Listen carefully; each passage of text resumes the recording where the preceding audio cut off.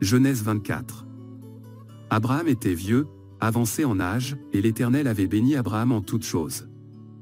Abraham dit à son serviteur, le plus ancien de sa maison, l'intendant de tous ses biens, mais, je te prie, ta main sous ma cuisse. Et je te ferai jurer par l'Éternel, le Dieu du ciel et le Dieu de la terre, de ne pas prendre pour mon fils une femme parmi les filles des Cananéens au milieu desquels j'habite, mais d'aller dans mon pays et dans ma patrie prendre une femme pour mon fils Isaac. Le serviteur lui répondit, peut-être la femme ne voudra-t-elle pas me suivre dans ce pays-ci, devrais-je mener ton fils dans le pays d'où tu es sorti? Abraham lui dit, garde-toi d'y mener mon fils. L'Éternel, le Dieu du ciel, qui m'a fait sortir de la maison de mon père et de ma patrie, qui m'a parlé et qui m'a juré, en disant, je donnerai ce pays à ta postérité, lui-même enverra son ange devant toi, et c'est de là que tu prendras une femme pour mon fils. Si la femme ne veut pas te suivre, tu seras dégagé de ce serment que je te fais faire. Seulement, tu n'y mèneras pas mon fils. Le serviteur mit sa main sous la cuisse d'Abraham, son seigneur, et lui jura d'observer ces choses. Le serviteur prit 10 chameaux parmi les chameaux de son seigneur, et il partit, ayant à sa disposition tous les biens de son seigneur. Il se leva, et alla en Mésopotamie, à la ville de Nachor. Il fit reposer les chameaux sur leurs genoux hors de la ville, près d'un puits, au temps du soir, au temps où sortent celles qui vont puiser de l'eau. Et il dit, Éternel, Dieu de mon Seigneur Abraham, fais-moi, je te prie, rencontrer aujourd'hui ce que je désire, et use de bonté envers mon Seigneur Abraham. Voici, je me tiens près de la source d'eau, et les filles des gens de la ville vont sortir pour puiser l'eau. Que la jeune fille à laquelle je dirai, penche ta cruche, je te prie, pour que je boive, et qui répondra, bois, et je donnerai aussi à boire à tes chameaux, soit celle que tu as destinée à ton serviteur Isaac. Et par là je connaîtrai que tu uses de bonté envers mon Seigneur. Il n'avait pas encore fini de parler que sortit, sa cruche sur l'épaule, Rebecca, née de Bethuel, fils de Milca, femme de Nachor, frère d'Abraham. C'était une jeune fille très belle de figure, elle était vierge, et aucun homme ne l'avait connue. Elle descendit à la source, remplit sa cruche, et remonta. Le serviteur courut au-devant d'elle, et dit, laisse-moi boire, je te prie, un peu d'eau de ta cruche. Elle répondit, bois, mon Seigneur. Et elle s'empressa d'abaisser sa cruche sur sa main, et de lui donner à boire. Quand elle eut achevé de lui donner à boire, elle dit, je puiserai aussi pour tes chameaux, jusqu'à ce qu'ils aient assez bu. Et elle s'empressa de vider sa cruche dans l'abreuvoir, et courut encore au puits pour puiser, et elle puisa pour tous les chameaux. L'homme la regardait avec étonnement et sans rien dire, pour voir si l'Éternel faisait réussir son voyage, ou non. Quand les chameaux eurent fini de boire, l'homme prit un anneau d'or, du poids d'un demi-cycle, et 2 bracelets, du poids de 10 cycles d'or. Et il dit, de qui es-tu fille? Dis-le-moi, je te prie. Y a-t-il dans la maison de ton père de la place pour passer la nuit? Elle répondit, je suis fille de Bethuel, fils de Milca et de Nachor. Elle lui dit encore, il y a chez nous de la paille et du fourrage en abondance, et aussi de la place pour passer la nuit. Alors l'homme s'inclina et se prosterna devant l'Éternel, en disant, béni soit l'Éternel, le Dieu de mon Seigneur Abraham, qui n'a pas renoncé à sa miséricorde et à sa fidélité envers mon Seigneur. Moi-même, l'Éternel m'a conduit à la maison des frères de mon Seigneur. La jeune fille courut raconter ces choses à la maison de sa mère. Rebecca avait un frère, nommé Laban. Et Laban courut dehors vers l'homme, près de la source. Le frère et la mère dirent, que la jeune fille reste avec nous quelque temps encore, une dizaine de jours, ensuite, tu partiras.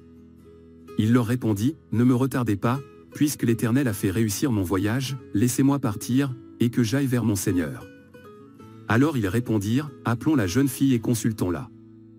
Ils appelèrent donc Rebecca, et lui dirent, veux-tu aller avec cet homme? Elle répondit, j'irai. Et ils laissèrent partir Rebecca, leur sœur, et sa nourrice, avec le serviteur d'Abraham et ses gens. Ils bénirent Rebecca, et lui dirent, ô notre sœur, puisses-tu devenir des milliers de myriades, et que ta postérité possède la porte de ses ennemis.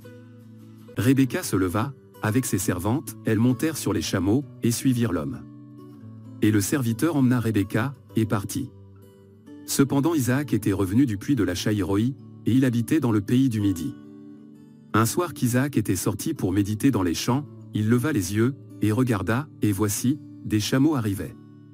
Rebecca leva aussi les yeux, vit Isaac, et descendit de son chameau. Elle dit au serviteur, « Qui est cet homme, qui vient dans les champs à notre rencontre ?» Et le serviteur répondit, « C'est mon Seigneur. » Alors elle prit son voile, et se couvrit. Le serviteur raconta à Isaac toutes les choses qu'il avait faites. Isaac conduisit Rebecca dans la tente de Sarah, sa mère, il prit Rebecca, qui devint sa femme, et il l'aima. Ainsi fut consolé Isaac, après avoir perdu sa mère.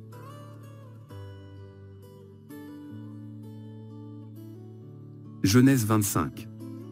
Abraham prit encore une femme, nommée Kétura. Elle lui enfanta Zimran, Jokshan, Médan, Madian, Jishbak et Shuach. Jokshan engendra Séba et Dedan. Les fils de Dedan furent les Ascurim, les Letushim et les Lomim. Les fils de Madian furent Epha, Éphé, Enoch, Abida et Elda. Ce sont là tous les fils de Kétura.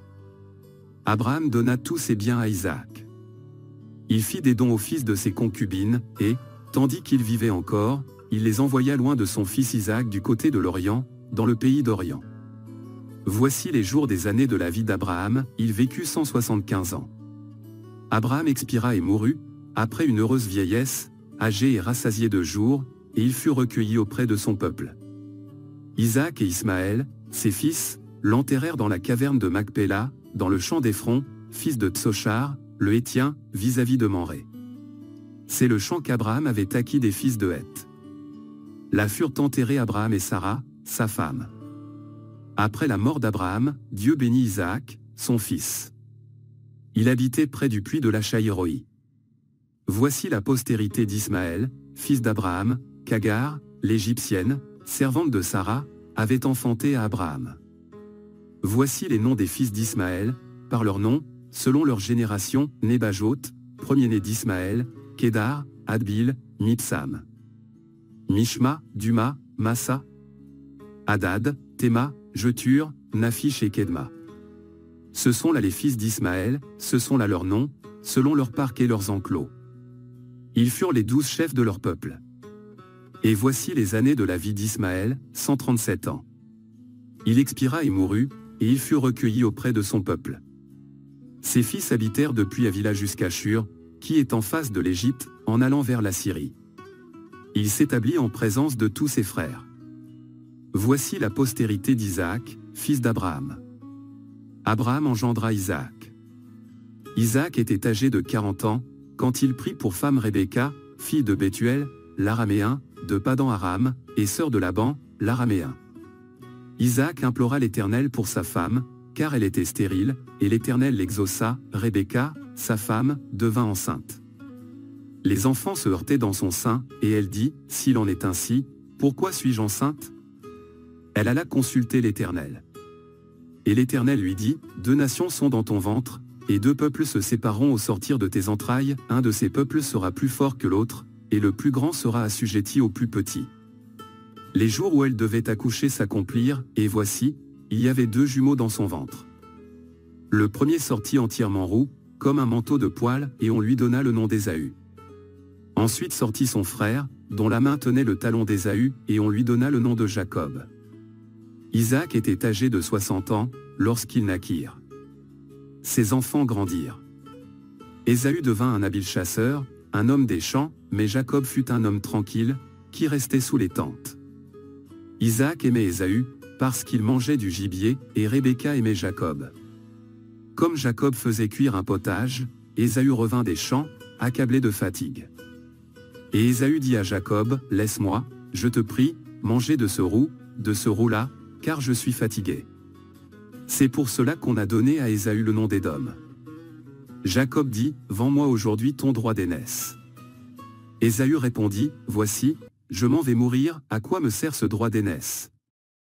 Et Jacob dit, « Jure-le-moi d'abord. » Il le lui jura, et il vendit son droit d'aînesse à Jacob. Alors Jacob donna à Ésaü du pain et du potage de lentilles. Il mangea et but, puis se leva et s'en alla. C'est ainsi qu'Ésaü méprisa le droit d'aînesse.